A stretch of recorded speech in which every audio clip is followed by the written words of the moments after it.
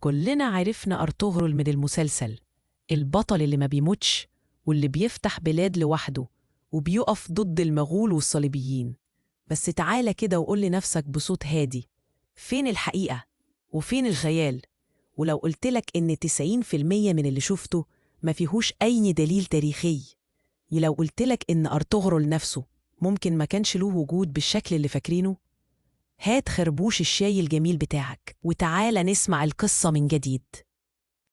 أرطغرل رغم شهرته دلوقتي محدش كتب عنه وهو عايش، ولا حتى أشهر مؤرخي عصره ذكروه.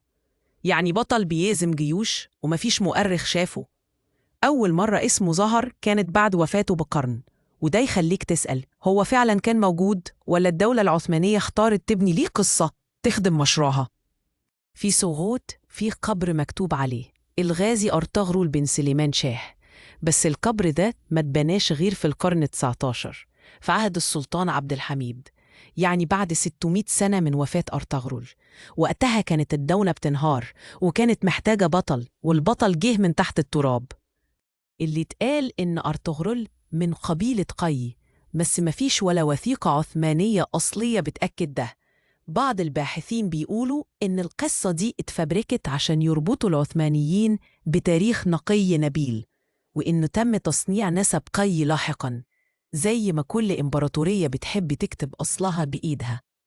المفاجأة الأكبر، أرطغرل ما حاربش المغول أصلاً، ولا ذكر اسمه في سجلاتهم، ولا حتى صدام مباشر مؤكد مع جنودهم. اللي حصل إنه خدم سلاجقة الروم واتكافأ على خدماته.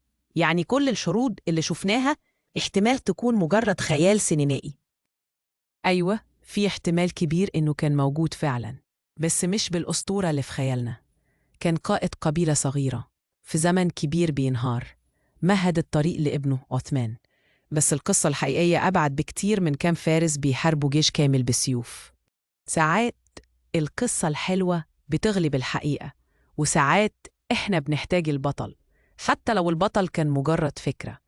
أرطغرل يمكن ما كانش زي ما اتقال لنا، بس من غير الحكاية اللي اتقالت ما كناش نحلم بإمبراطورية عثمانية استمرت 600 سنة.